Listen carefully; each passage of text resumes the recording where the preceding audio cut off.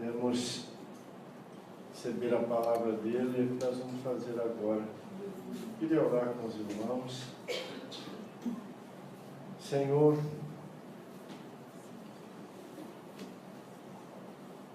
suplicamos em nome de Jesus que o Senhor faça avançar a sua obra, Senhor, em nós. O Senhor visite o coração de cada um que está aqui, Senhor. Que o Senhor também, por misericórdia, nos ajude como corpo do Senhor neste mundo.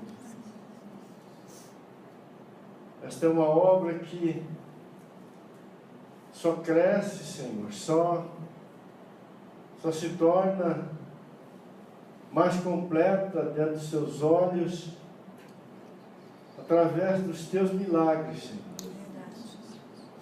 Braço de carne não pode fazer esta obra, Senhor, maior e melhor. Ela é fruto do teu milagre, Senhor. E desde sempre o Senhor tem realizado na vida do seu povo. Muitas vezes ele não foi visto, não foi compreendido, e nem foi mostrado aos filhos dos homens, mas ali estava o Senhor fazendo o seu eterno milagre. Obra de Deus. Que seja assim, Senhor, nesta noite. Não para satisfazer, Senhor, interesses humanos, nem para responder perguntas humanas, Senhor, mas sim para satisfazer o interesse do teu coração. Para isto, Senhor, faça o teu propósito, Senhor, avançar em nossas vidas. O Senhor, e só o Senhor, precisa ver isso. E nós te damos graças, Senhor, porque o Senhor é fiel. Deus de toda misericórdia. E lançamos o nosso coração nesta hora. No nome e por meio do Senhor Jesus, nosso Salvador e Redentor. Amém. Amém.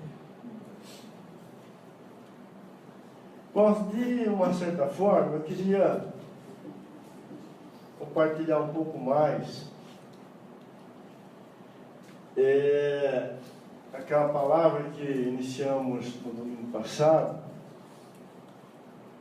Não sei se os irmãos vão se lembrar, né? Normalmente não lembramos das coisas por muito tempo. Mas o Senhor nos ajude, né? Basicamente, no domingo passado, nós falamos que o Senhor Deus nos reuniu em Cristo Jesus. O Senhor nos colocou em Cristo Jesus. O Senhor nos estabeleceu, né, no seu Filho amado. E esta é a única maneira, né, a única forma de Deus dar sequência, né, no seu propósito eterno de ter um povo para si. Deus não está contando com nenhuma organização humana, Deus não está contando com nenhuma religião, Deus não está contando nem mesmo com uma nação, como frisamos no domingo passado. O propósito de Deus vai se cumprir num corpo vivo, que tem como cabeça o Senhor Jesus. Então, por um lado, podemos ver que o Senhor Jesus, como Filho de Deus, nunca deixou, né, e nunca deixará de ser, vamos dizer assim, só para a gente entender, um indivíduo. É o Filho bendito de Deus. Mas, por outro lado, em função da sua encarnação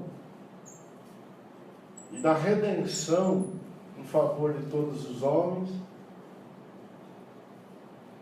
ele também é um homem coletivo. Ou seja, ele é a cabeça de um grande corpo. Ele reuniu e continua reunindo nele mesmo muitos membros.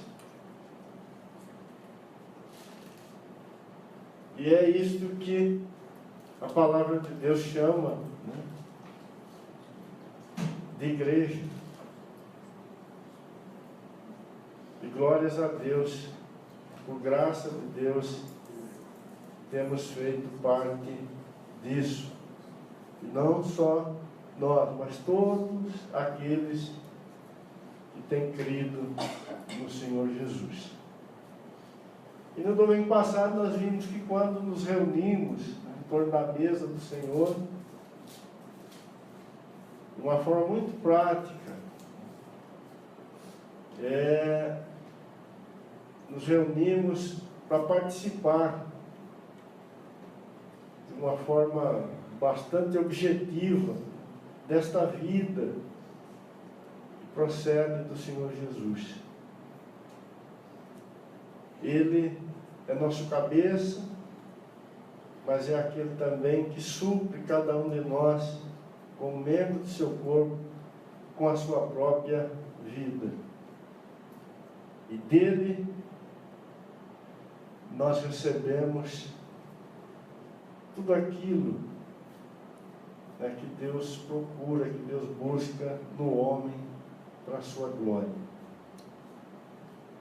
E hoje nós queremos avançar, né, um pouquinho mais sobre isso. Eu queria ler inicialmente com os irmãos 1 Coríntios capítulo 12, versículo 12 e 13. O versículo fala do que acabamos de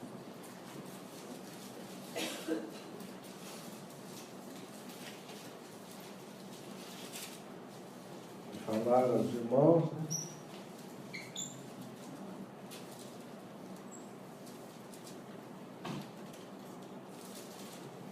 Diz aí, porque assim como o corpo é um e tem muitos membros, e todos os membros, sendo muitos, constituem um só corpo.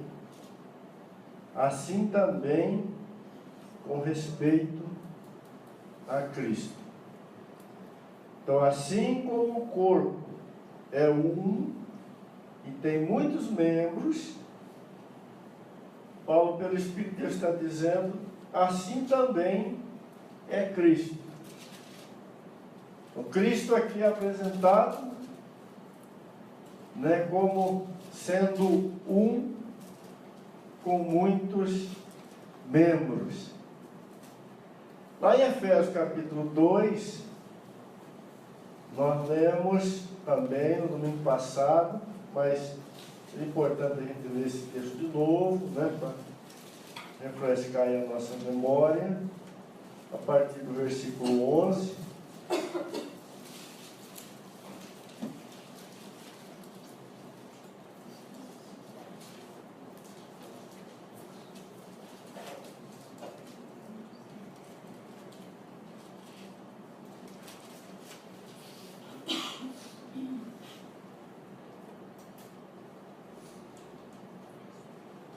Efésios 2, a partir do 11. Portanto, lembrai-vos de que outrora vós, gentios da carne, chamados incircuncisão, por aqueles que se que se intitulam circuncisos na carne, por mãos humanas, naquele tempo estáveis sem Cristo, separados da comunidade de Israel e estranhos às alianças da promessa, não tendo esperança e sem Deus no mundo. Mas agora em Cristo Jesus, vós que antes estáveis longes, fostes aproximados pelo sangue de Cristo, porque Ele é a nossa paz, o qual de ambos fez um, e tendo derribado a parede de separação que estava no meio, a inimizade, aboliu na sua carne a lei dos mandamentos na forma de ordenanças, para que dos dois criasse em si mesmo um novo homem, fazendo a paz, e reconciliasse ambos em um só corpo com Deus, por intermédio da cruz, derribando por ela a inimizade. Então nós vemos aqui a palavra de Deus dizendo que a nossa reconciliação, a reconciliação de todos os homens, ela se deu em Cristo Jesus na formação deste corpo com o Filho de Deus.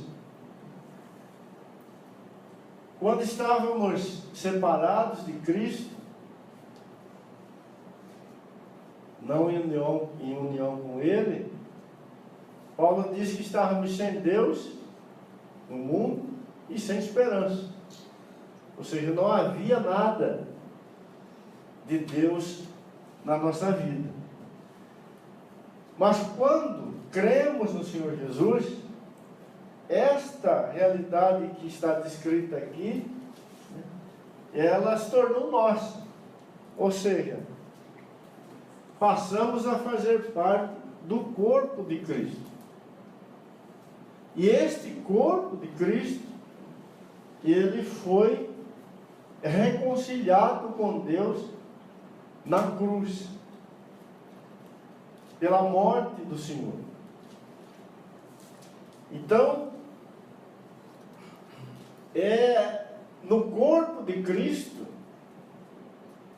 Deus tem o seu povo, Deus tem a sua igreja, Deus tem os seus filhos, Deus tem aqueles que se tornaram participantes da vida eterna, da sua natureza e dos seus propósitos. Amém? Nunca fora do corpo de Cristo. Nunca separado do corpo de Cristo. Porque aquilo que Deus buscou, procurou, Ele obteve em Cristo Jesus. Isso precisa ficar, irmão, muito claro no nosso coração. E uma vez claro no coração, precisamos pedir graças a Deus e pedir pelo trabalhar do Espírito Santo de Deus na nossa vida, para que isso se torne experiência nossa. Nós não podemos só ter a experiência de participar de um grupo, né, de participar de alguma coisa. Nós precisamos ter a experiência gerada, né, e plantada em nós pelo Espírito de Deus, de que somos, de fato, participantes de um corpo vivo que tem como cabeça o Senhor Jesus. Nós precisamos ter a experiência de que fazemos parte de um homem coletivo na terra.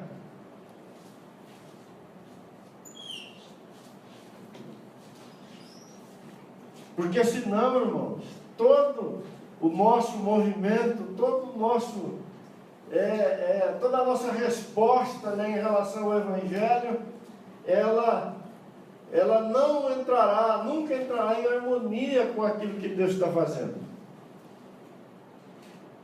Pois Deus está operando num corpo.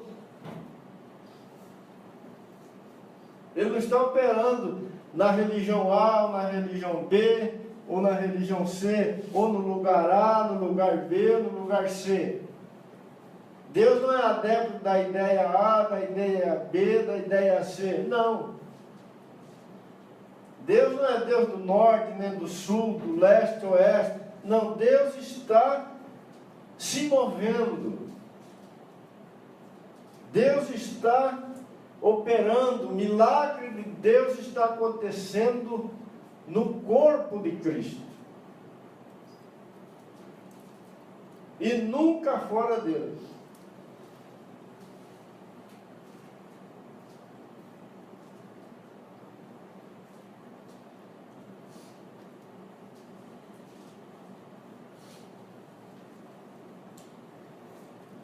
E hoje, eu queria, diante do Senhor, né, que a gente avançasse um pouco nisso, olhando para o Senhor Jesus como cabeça desse corpo, como alguém que ascendeu aos céus. Isso aqui é muito importante, muito precioso. Pouco entendido, pouco valorizado, e que tem, por dificuldade nossa, trazido muito pouco impacto para a nossa vida. Mas, quando olhamos para a palavra de Deus, vemos, né, que o Senhor quer que isto seja muito real em cada um de nós, como membros do corpo de Cristo. A nossa cabeça está nos céus.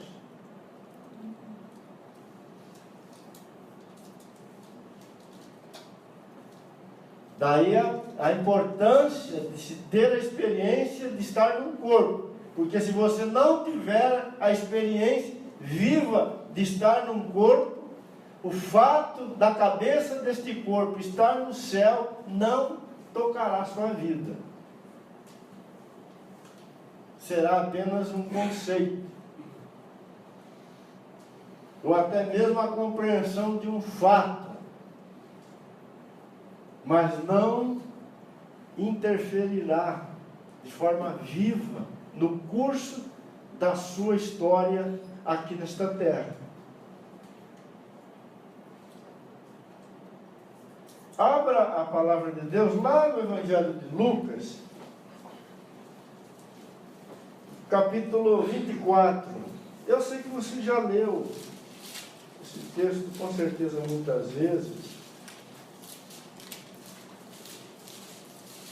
mas como o Senhor deixou na terra a lei e os profetas para falar conosco,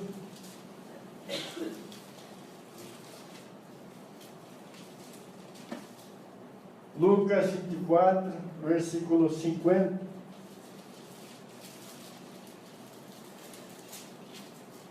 Diz assim: então, se referindo a Jesus, os levou para Betânia e, erguendo as mãos, os abençoou.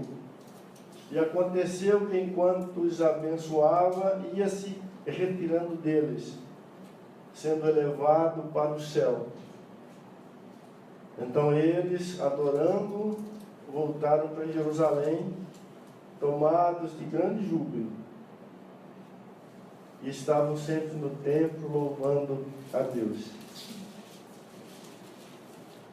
Aqui nós temos a narração de um fato. E não é difícil, né, entender e aceitar este fato. Jesus, ressuscitado, retorna para o lugar de onde ele veio. Mas nós temos muito mais do que isso aqui. E é isso que precisa chegar até o nosso coração. No Salmo 24, queria que você desse um pulinho para lá.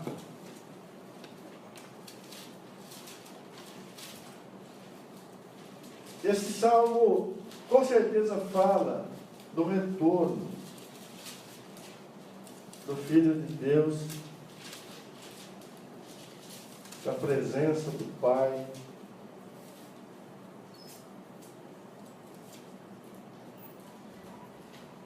No seu céu de glória. Versículo 7 diz assim: levantai, ó portas, as vossas cabeças, levantai-vos, ó portais eternos, para que entre o Rei da Glória. Quem é o Rei da Glória? O Senhor, forte e poderoso. O Senhor poderoso nas batalhas. Levantai, ó portas, as vossas cabeças. Levantai-vos, ó portais eternos, para que entre o Rei da Glória. Quem é esse Rei da Glória? O Senhor dos Exércitos. Ele é o Rei da Glória. Com certeza, irmãos, isso aqui já aconteceu. Quando o Senhor venceu, triunfou sobre todos os inimigos de Deus. E foi entronizado, foi declarado eternamente Senhor e Rei. Este Salmo 24 se cumpriu. Com certeza, os céus já cantaram o que está escrito aqui nesse Salmo 24. E pelos portais eternos passou e entrou o Senhor da glória. Lá em Efésios capítulo 2, versículo 5,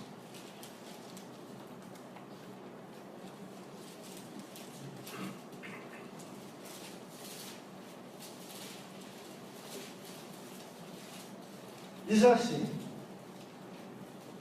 e estando nós mortos em nossos delitos, nos deu vida juntamente com Cristo, pela graça sois salvos. E juntamente com Ele nos ressuscitou e nos fez assentar nos lugares celestiais em Cristo Jesus. Nossa, que coisa maravilhosa. Se somos um corpo com Cristo, se Ele é a nossa cabeça, se Ele ascendeu aos céus, se Ele já está entronizado,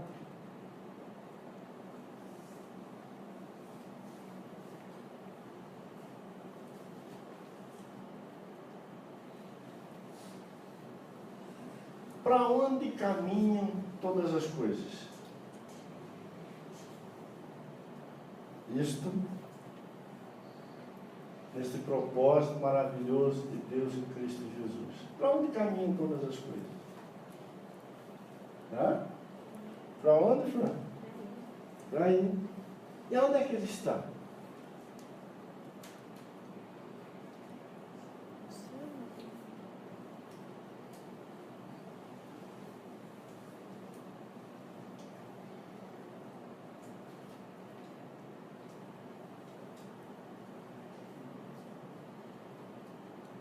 Irmãos, o chamado de Deus para este corpo de Cristo, ele é celestial.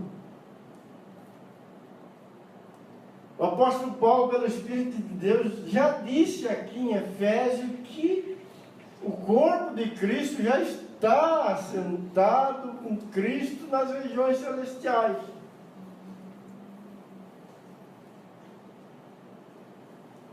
Ou seja, o cabeça já está lá.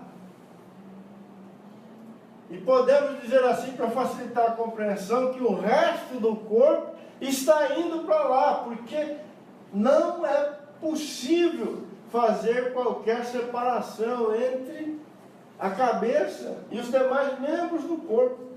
Somos um.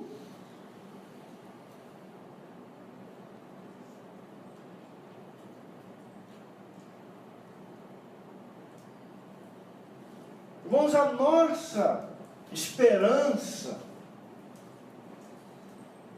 ou seja, a esperança daqueles que formam, por obra e graça de Deus, o corpo de Cristo, a sua esperança, ela é celestial.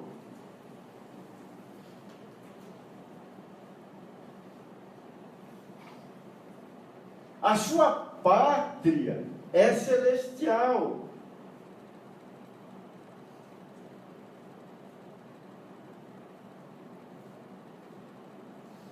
A sua herança é celestial.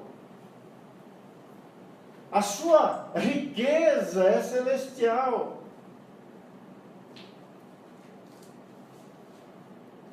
Todo o seu futuro é celestial.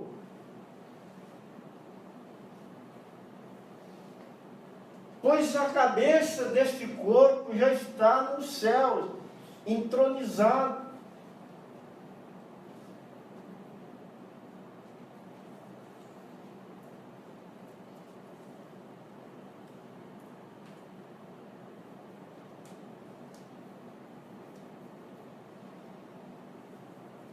E o Espírito Santo de Deus,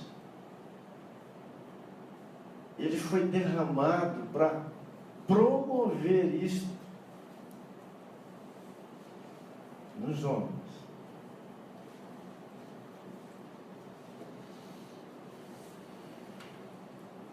A obra de Deus, o trabalhar de Deus na vida do seu povo, está sempre avançando nesta direção.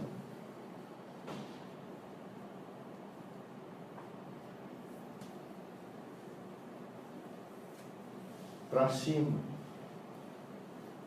para a glória, para os céus,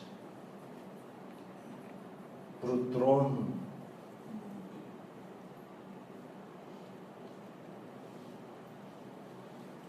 Isso é maravilhoso.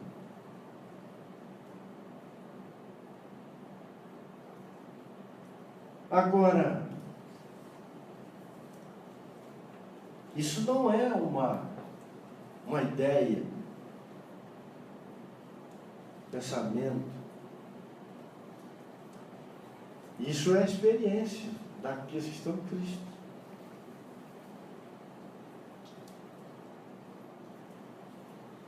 Aliás, aqui nós temos que colocar uma questão muito séria. Se esta não for a nossa experiência, temos que olhar direitinho se estamos em Cristo.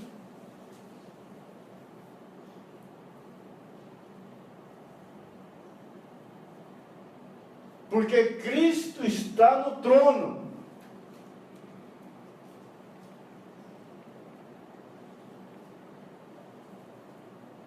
Ele não está mais aqui na terra. Ele não é de baixo. Ele não é dos homens, no sentido de ter comunhão com esse propósito predominante, né, no coração do homem caído.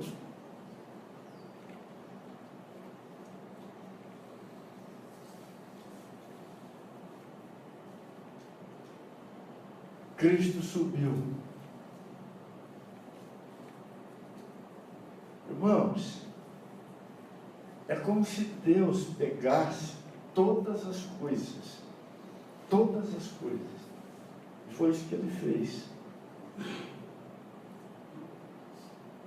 E levar-se para os céus, para o trono. E ali ele tem os seus olhos fixos. Um dia o Senhor Jesus pôde bradar lá naquela cruz que a obra dele estava consumada. Ele não fez isso? Mas o Espírito de Deus também um dia vai terminar a sua obra. E ele vai entregar uma noiva adornada, preparada, bela, cantadora, exatamente como o coração do noivo tem esperado, para ser dele para sempre.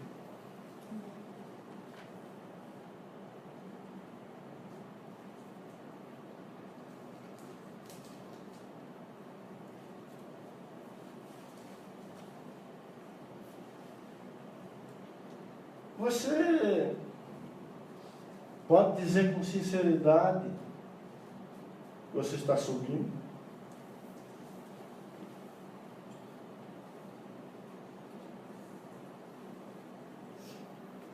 Ou o pezão está pesadão?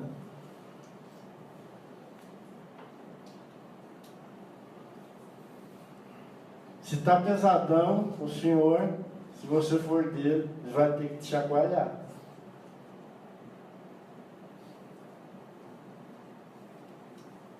Porque todos que são do Senhor estão subindo. Porque formam um corpo que a sua cabeça já está no trono. Não tem como escapar disso. Não tem. Glória a Deus que não podemos escapar disso.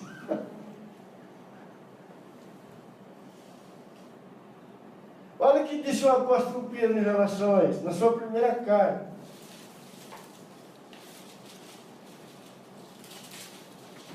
Capítulo 5, versículo 10. Ora, o Deus de toda graça que em Cristo vos chamou. Aonde o Senhor nos chamou? Glória. Aonde que nós somos chamados? Em Cristo.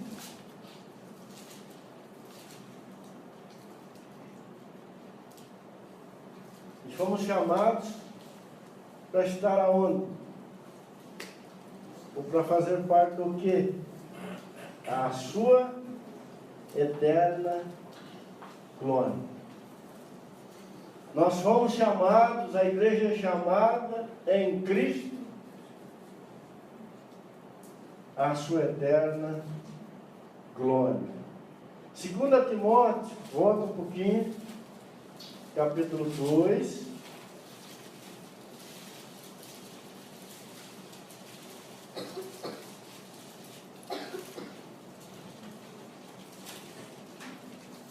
Versículo 10 também. Por esta razão, tudo suporto por causa dos eleitos, para que também eles alcancem a salvação que está aonde? Em Cristo Jesus, com eterna glória. Então, em Cristo Jesus, com eterna glória. 2 aos Coríntios, capítulo 4, versículo 17. 2 aos Coríntios, 4, 17.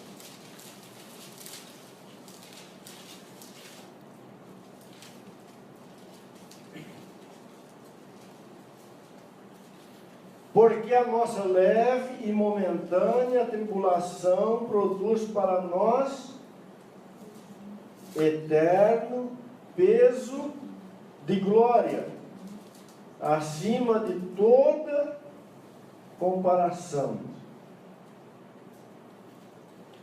Não atentando nós nas coisas que se veem, mas nas que não se veem. Porque as que se veem são temporais, e as que não se veem são eternas. Paulo está dizendo aqui: fixemos, a despeito de qualquer coisa, os nossos olhos na glória eterna do Senhor. E por último, Colossenses capítulo 3,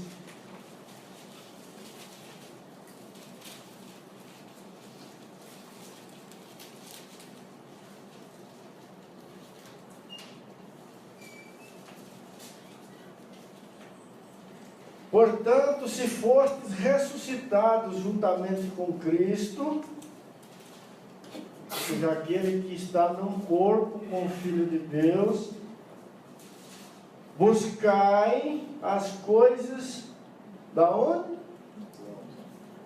Por que do alto? Porque a cabeça do corpo já está na glória, onde Cristo vive, assentado à direita de Deus. Irmãos, esse é o destino do povo do Senhor, do corpo de Cristo. Pensai nas coisas lá do alto. Pensai nas coisas lá do alto. Não nas que são aqui da terra. Por quê? Porque morrestes, e a vossa vida está oculta juntamente com Cristo em Deus. Se você faz parte do corpo de Cristo, a sua vida está escondida em Cristo em Deus. Quando Cristo, que é a nossa vida, se somos o seu corpo, se Ele é o nosso pão, se Ele é a nossa vida, se somos um com Ele, quando Cristo, que é a nossa vida, se manifestar, então vós também sereis manifestados com Ele em glória.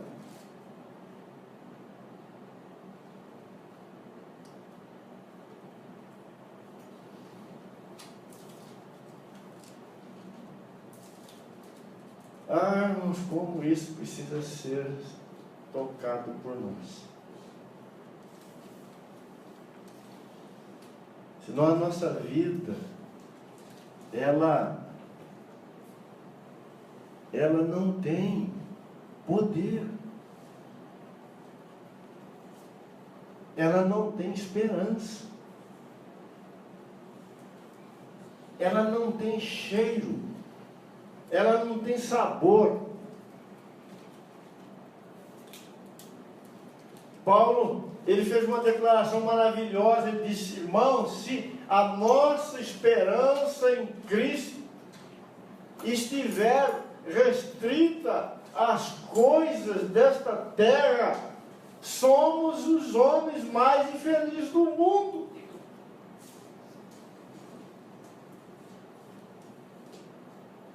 Queridos, o que torna aquele que está em Cristo diferente de todos os homens é o fato dele ter esperança de glória, ou o fato dele estar associado de forma experimental, viva, orgânica, com o Senhor da glória, com a própria glória de Deus.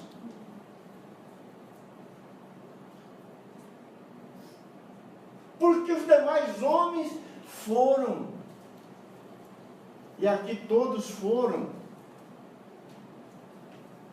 Mas quem se uniu a Cristo teve a sua participação na glória de Deus restaurada, mas os demais continuam destituídos da glória de Deus.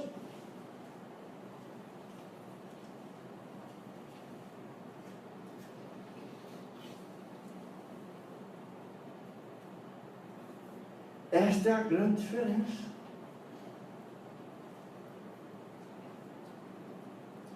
Não é o que você sabe, o que eu sei e que os demais homens não sabem. Não é o fato da gente ser capaz de discutir com eles uma doutrina certa, uma doutrina errada. Não é o fato de você se reunir aqui, o outro se reunir ali, que te faz diferente e que traz para a sua vida e para a minha vida um testemunho que vale a pena o outro ouvir. O que torna a igreja do Senhor diferente é que ela é o corpo de Cristo e ela foi tocada pela glória de Deus. O resto não tem vida.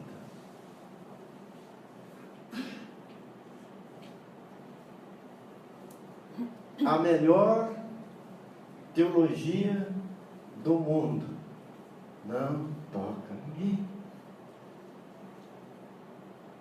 Não muda a história de ninguém.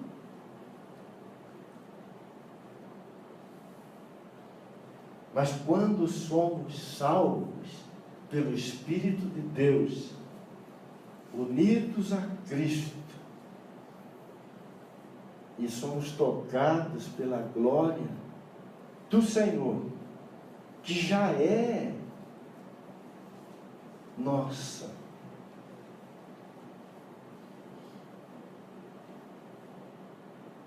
Aí somos feitos perfumes de Cristo na terra.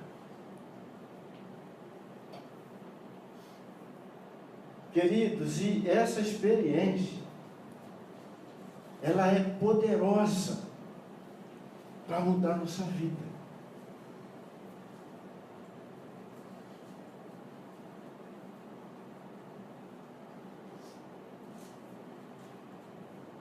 A religião não muda ninguém. Uma doutrina correta não muda ninguém.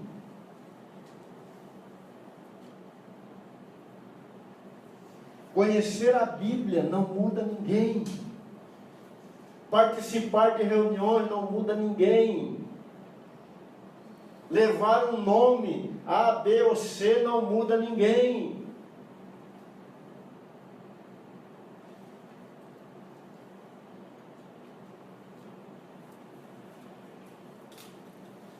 Mas estar em Cristo de forma viva, real, e ser colocado de forma experimental pelo Espírito de Deus,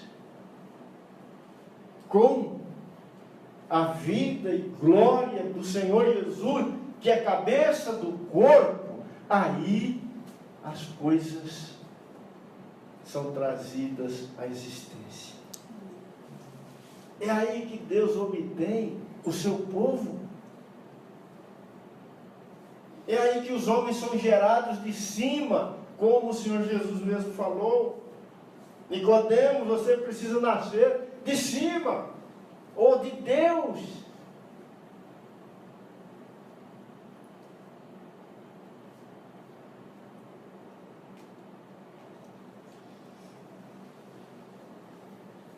Eu queria compartilhar com os irmãos a vida de um amado irmão, que tem a sua história registrada nas Escrituras, para a gente ter uma visão de como isto ocorre.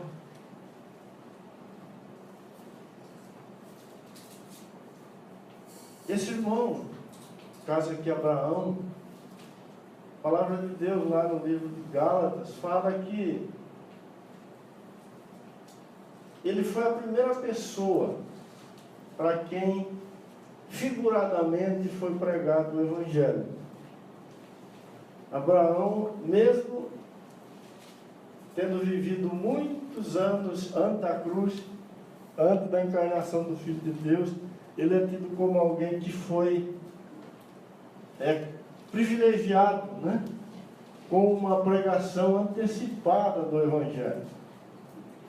Ou seja, Deus conduziu a vida dele e fez com que ele vivesse certas experiências que formam a própria base do Evangelho, ou seja, aquilo que é de fato encontrado na pessoa do Senhor Jesus.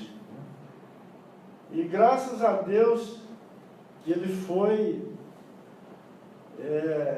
não poderia ser diferente, né? Conduzido por Deus e vitorioso em todos os passos, né, que ele deu e deixou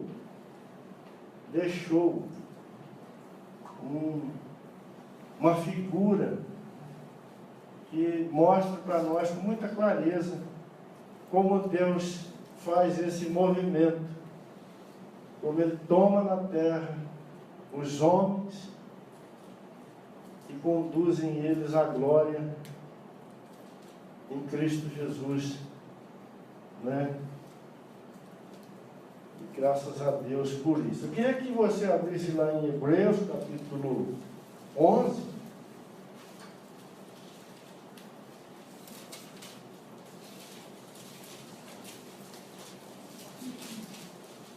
Versículo 8.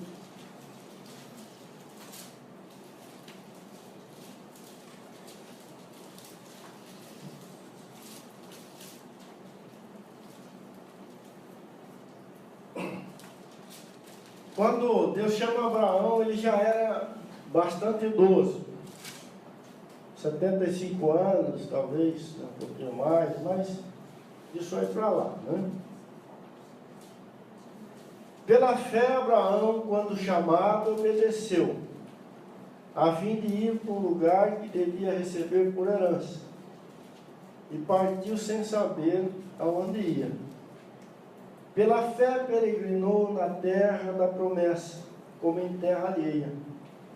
Habitando em tendas com Isaque e Jacó, herdeiros com ele da mesma promessa. Porque aguardava a cidade que tem fundamentos, da qual Deus é o arquiteto e edificador.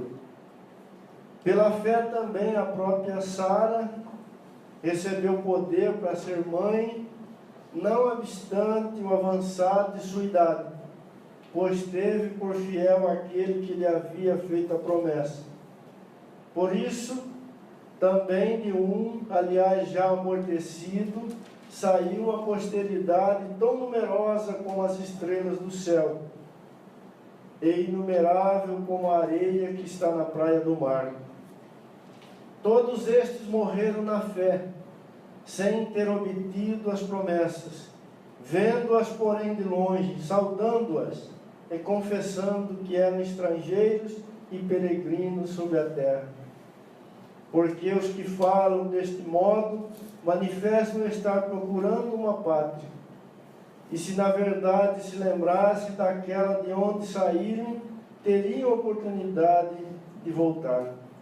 Mas agora aspiram a uma pátria superior, isto é, celestial. Por isso Deus não se envergonha deles, de ser chamado seu Deus, porquanto lhe preparou uma cidade. E pela fé, Abraão, quando posto à prova, ofereceu Isaque, e estava mesmo para sacrificar o seu unigênito, aquele que acolheu alegremente as promessas, a quem se tinha dito: em Isaque será chamada a sua descendência, porque considerou que Deus era poderoso até para ressuscitá-lo dentre os mortos, de onde também figuradamente o recobrou. Até aqui. O que aconteceu aí, irmãos, com Abraão? Deus encontra, vamos dizer assim, Abraão lá em Ur dos Caldeus, com mais de 75 anos, e chama Abraão. Ele faz uma promessa. Deus fala para Abraão: Abraão, sai da sua terra, sai da sua parentela, sai da casa de seu pai e vai para uma terra que eu te darei ou te mostrarei. E Abraão saiu em obediência, né, a palavra de Deus, ao chamado de Deus. Ele deixa a sua casa, o seu lugar, o seu mundo, e vai sem saber para onde ia. E aí começa a história de Abraão com Deus. E não se esqueçam que o Novo Testamento fala que Abraão foi o primeiro que ouviu o Evangelho. Figuradamente, ele ouviu o Evangelho. Então Deus chama Abraão. Abraão era idólatra, estava numa terra idólatra, estava sem Deus, estava sem Cristo, estava morto, estava perdido. E Deus, na sua graça, vai lá e chama ele. E Abraão responde.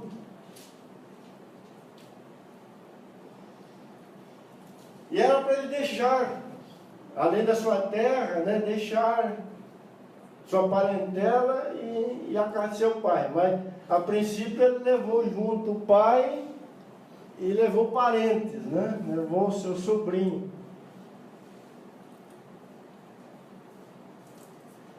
Aí ele andou um pouco. Você vai lendo as escrituras, você percebe que ele sai de Ur dos Caldeus, né, e para em Harã. E ali ele fica um bom tempo, até o seu pai morrer. Depois que seu pai morre, aí ele retoma a sua caminhada, né, na direção que Deus havia indicado, que estava indicando. Mais para frente um pouco, já na terra prometida, ele vai ter problemas também com seu sobrinho. E ele é obrigado a deixar o seu sobrinho de lado, né, ou para trás, para ele poder seguir em frente. Mas a princípio, irmãos, eu queria chamar a atenção dos irmãos para o que está escrito aqui no versículo 8. Ó, pela fé, Abraão, quando chamado, obedeceu, a fim de ir para o lugar que havia, o lugar que devia receber por herança, e partiu sem saber para onde ia. Então, quando Abraão saiu de Ur dos Caldeus, qual era a promessa que ele tinha? Abraão, sai daqui e vai para ali, que eu vou te dar uma terra lá. Abraão foi. Deixa aí teu pai, deixa tudo aí, vai para lá que... E Abraão vai, né? Ele tem lá suas dificuldades, mas ele chega na terra, não chega? O que acontece quando Abraão chega lá?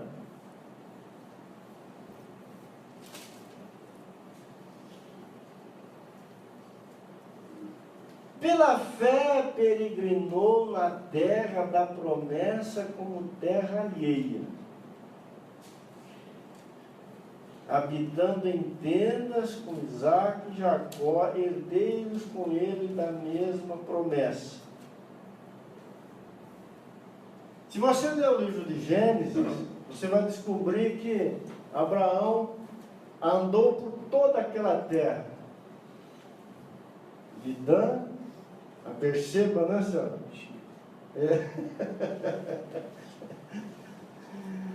Abraão desceu do norte e foi para o sul, do sul ele foi para o norte, do norte ele foi para o sul, do leste ele foi para o oeste, do oeste ele foi para o leste, enfim, ele pisou em toda a terra da promessa, com Isaac e Jacó, habitando em tendas.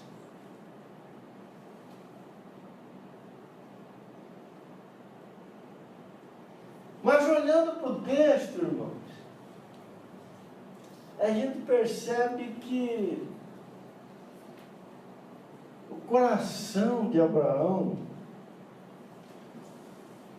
não ficou satisfeito nessa.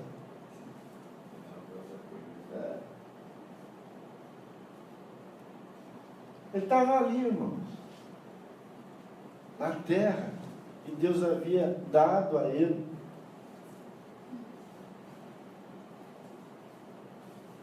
Ele já conhecia todos os rios daquela terra, todos os montes daquela terra. Ele já tinha sentido o cheiro, todos os cheiros daquela terra.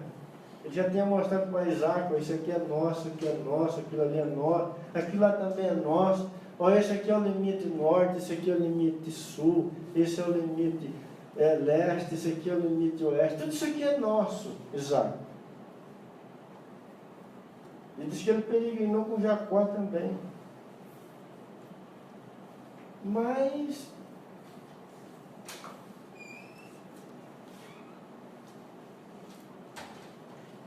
estava faltando alguma coisa.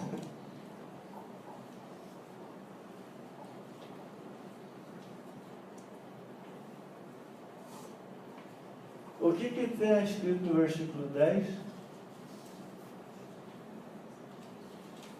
Porque aguardavam a cidade que tem fundamentos, da qual Deus é o arquiteto e edificador.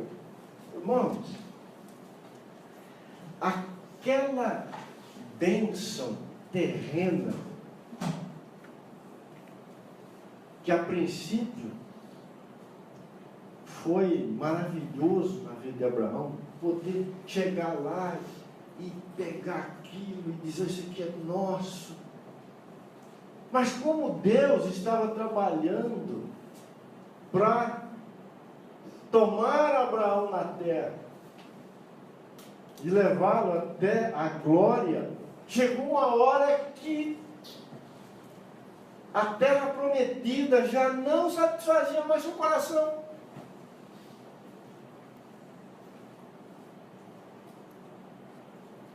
E ele começou a olhar para outro lugar. Ele começou a desejar outra coisa. Vocês percebem que nasceu um conflito aqui no coração de Abraão, com o pé na terra da promessa, com a escritura da terra nas mãos. E ele começou a guardar a cidade que tem fundamento. A cidade que tem como arquiteto o próprio Deus. Para onde Abraão estava olhando, irmãos? Para cima.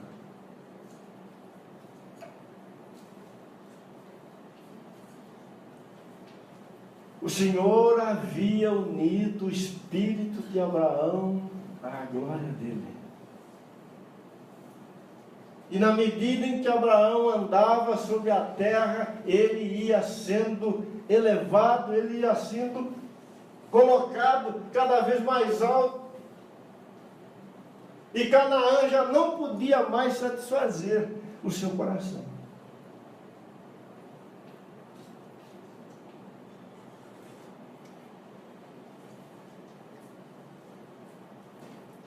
Você diz Maranata todo dia?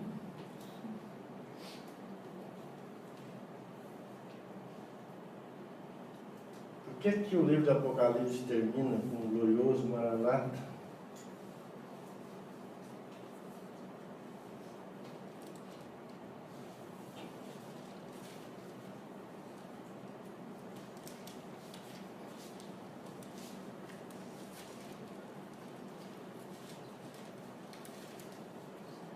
Só que entre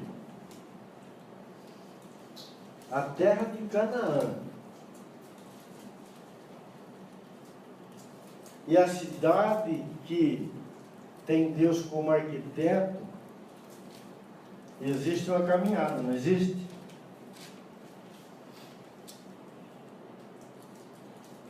Abraão estava com os pés dele lá na terra e olhando para os céus, mas havia uma caminhada. E olha como Deus conduziu Abraão. Como Deus conduziu Abraão.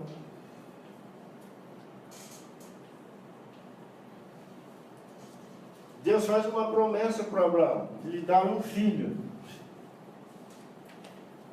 E o que a Bíblia fala aqui de Abraão?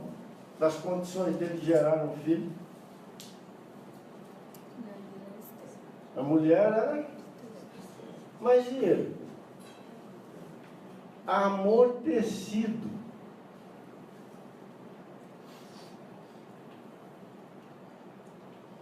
Acho que não precisamos explicar isso, né?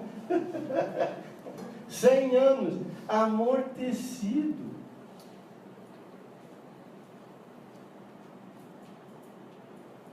Irmãos, o Senhor se apresentou para Abraão, enquanto ele caminhava, como Deus que ressuscita os mortos. E Abraão conheceu a ressurreição, ou o Evangelho, aí, sendo ele velho, a mulher estéril, estando ele amortecido, Deus falou: te dar um filho. Deus que ressuscita os mortos.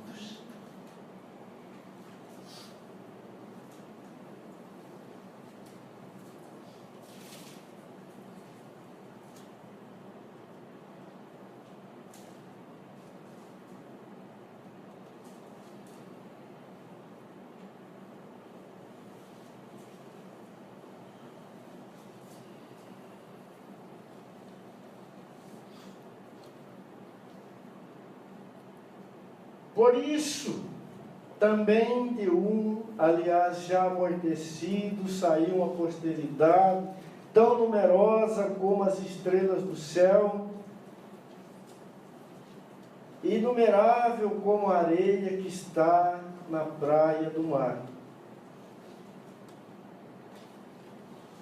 Abraão teve que conhecer os recursos de Deus, o poder de Deus, o milagre de Deus. E ele conheceu aqui, quando Deus lhe dá um filho, sendo sua mulher estéril, e estando ele velho e amortecido. Mas o texto não para aí.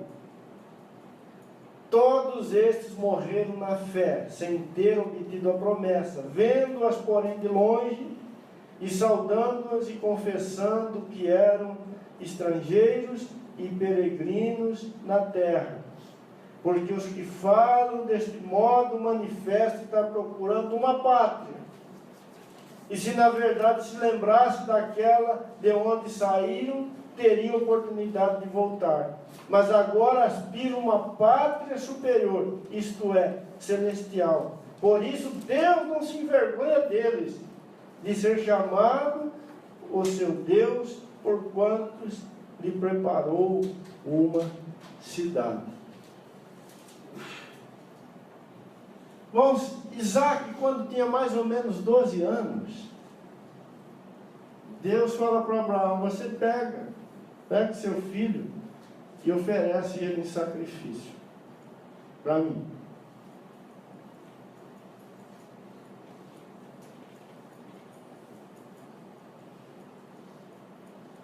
E a palavra de Deus fala que Abraão obedeceu. Por que Abraão obedeceu? Versículo 19. Porque considerou que Deus era poderoso até para ressuscitá-lo dentre os mortos, de onde também figuradamente o recobrou.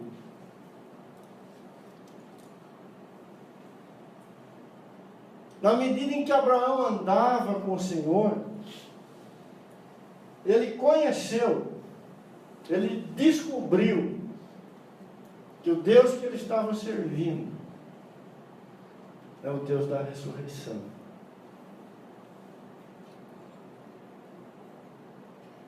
É aquele que é poderoso para tirar o que está na morte e conduzir para a vida.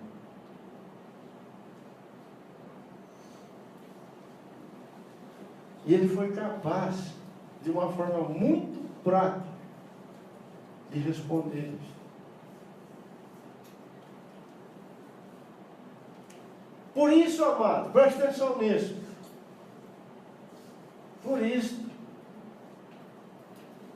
ele começou a ter esperança de participar e de viver numa pátria celestial. Por isso, ele ganhou a certeza de que Deus haveria de conduzir a sua vida até a sua presença. Por isso, ele foi capaz de se esquecer do que ele havia deixado para trás e colocar os seus olhos no futuro.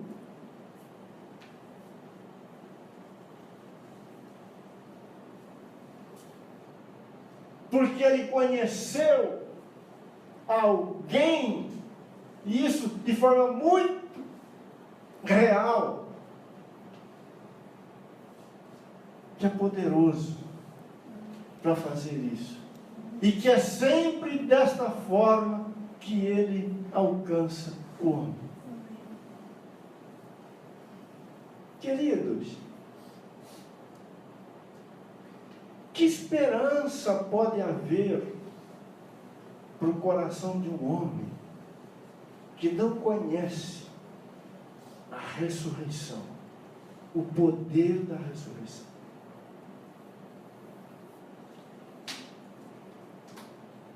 Nenhum.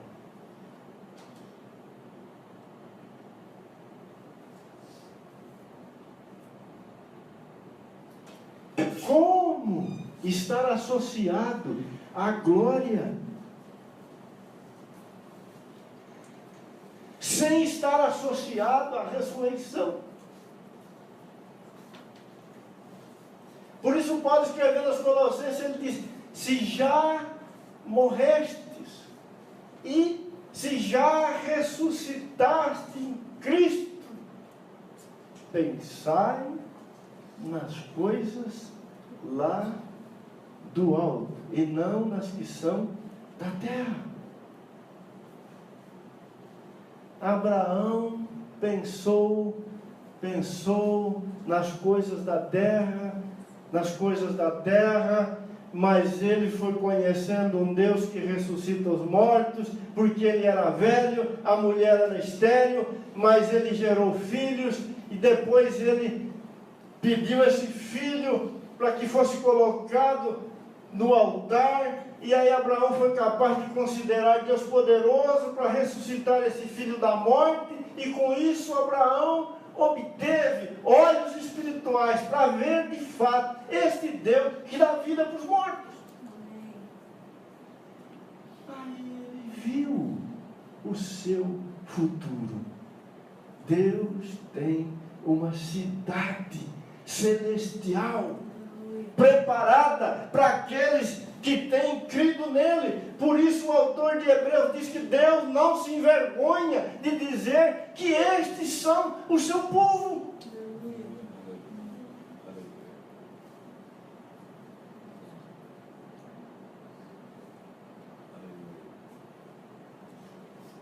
Mas, querido, tem uma coisa importante aqui: não há ressurreição sem morte.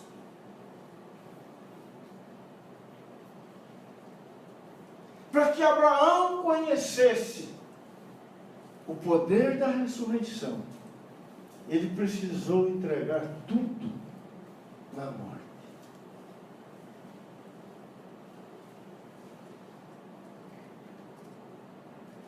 Abraão tentou gerar um filho. Fora disso, não tentou? Deu certo? Não deu.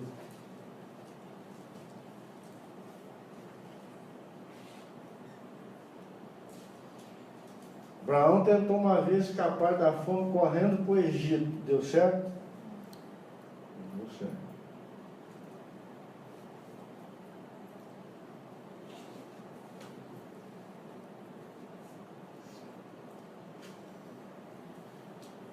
Mas ele foi em frente.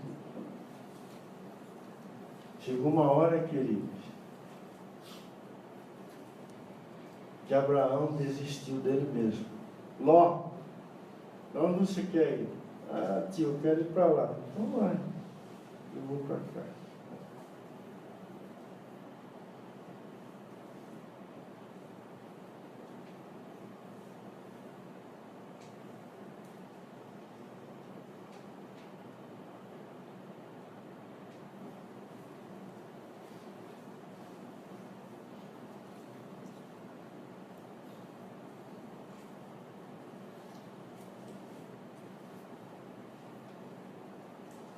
Abraão, ele desistiu de tudo que era natural, que era humano, que era possível alcançar, com a força do braço, com os meios naturais. E ele se rendeu completamente ao Senhor.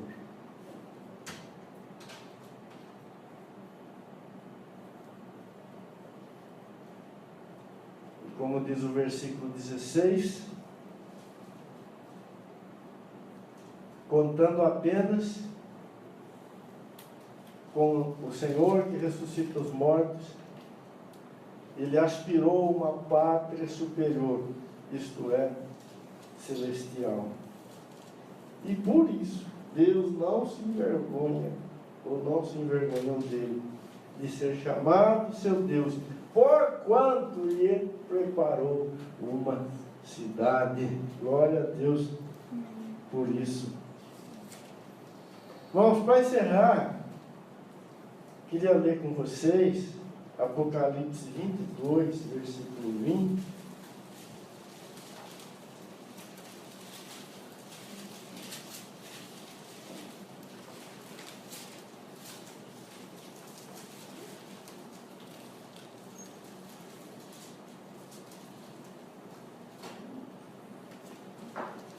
Quem gostaria desse versículo para nós? Aquele que dá testemunho dessas coisas diz: sim, vem em breve.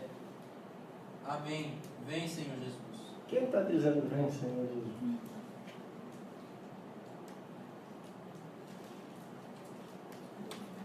Hã?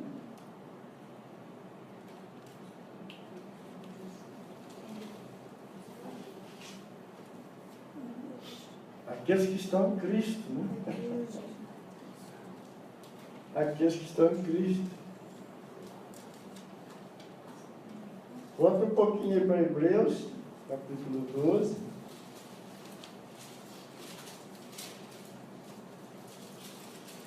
Versículo 18. Hebreus 12, 18.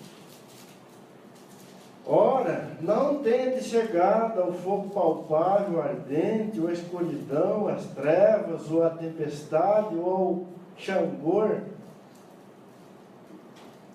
de trombeta,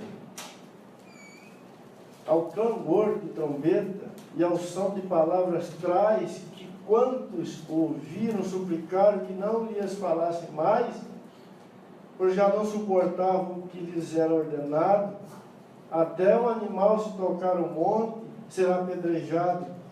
Na verdade, de tal modo era horrível o espetáculo, que Moisés disse, sinto-me aterrado e tremo.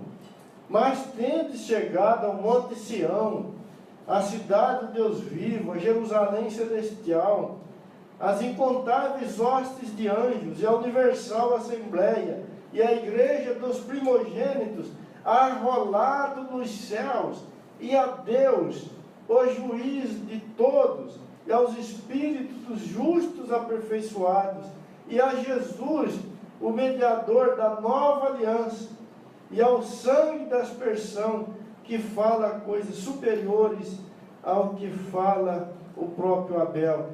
Tende cuidado, não recuseis ao que fala, pois se não escaparam aqueles que recusaram ouvir quem divinamente os advertia sobre a terra, muito menos nós, pois que nos desviarmos daquele que dos céus nos adverte, aquele cuja voz abalou então a terra. Agora, porém, ele promete, dizendo, ainda uma vez por todas farei abalar não só a terra, mas também os céus. O autor de Hebreus, nesse texto, fala do nosso destino, nosso fim, aonde Deus de fato vai encerrar todas as coisas. E se você olhar o capítulo 21 de Apocalipse, esse é o último versículo que vamos ler, o versículo 27.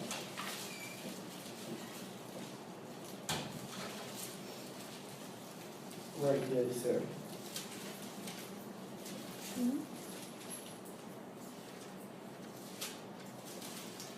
Diz assim, nela, ou na cidade celestial, ou na pátria celestial, nunca, jamais penetrará coisa alguma contaminada, nem o que pratica abominação e mentira, mas somente os escritos no livro da vida do Cordeiro. Quem se torna um com Cristo, se torna corpo do Senhor, tem seu nome escrito no livro da vida do Cordeiro. E é lá que Deus vai encerrar todas as coisas. E ali Ele terá o desejo do seu coração. Irmãos, não é à toa que a palavra de Deus compara os filhos de Deus a trigo.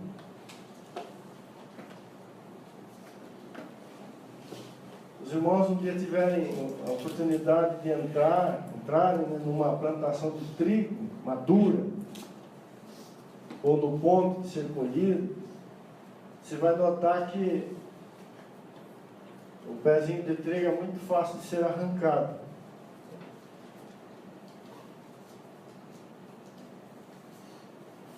Pequeno esforço você tira da terra. O trigo tem essa característica. Quando ele produz o seu grão, à medida que ele vai amadurecendo, ele vai perdendo as raízes. E quando ele está pronto para ser colhido, mal ele consegue ficar em pé. Se der um ventinho, ele cai.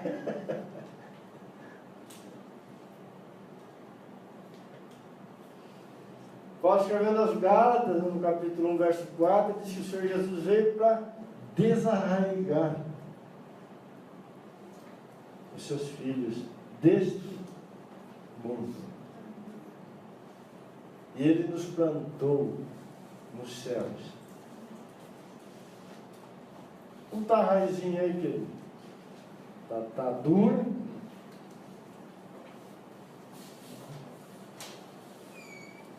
Quando o Senhor Jesus voltar, os seus vão estar, como chama aquele negócio? Levitando, né? Agora, aquele que tiver com o pesão atolado lá no bar, alguma coisa está errada, querido, porque isso não é natural do Filho de Deus. Mandioca. Hã? Isso é mandioca. Mandioca. Que o Senhor nos ajude. E isso, querido, pode ser, e deve ser, e precisa ser conferido por nós. Quem está em Cristo sabe do que a palavra de Deus está dizendo. É uma experiência. Paulo disse assim um dia: olha, irmãos, eu desejo muito ficar com vocês, servindo vocês. Tenho consciência que vocês precisam de mim. E por causa disso, eu até acho que o Senhor vai me deixar aqui. Mas eu desejo ir e estar com o Senhor Jesus, porque sei que isto é incomparavelmente melhor. Paulo não tinha mais nenhuma raiz neste mundo. Ele já estava lá junto com o seu cabeça. Que o Senhor nos ajude.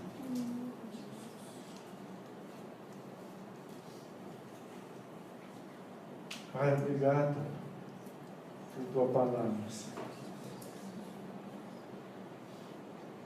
Que o Senhor nos ajude nesta caminhada. Que isto, Senhor, seja feito na nossa vida. Que esta mesma experiência que Abraão teve na sua presença, que ela seja também, Senhor, de cada um de nós, e também a nossa como igreja do Senhor. Um povo que está na terra, mas que também está nos céus. Que está aqui, mas que não é daqui, Senhor. Que vive neste mundo, mas já não é mais deste mundo. E tem todo o seu coração na eternidade. Que o Senhor nos ajude. Em nome do Senhor.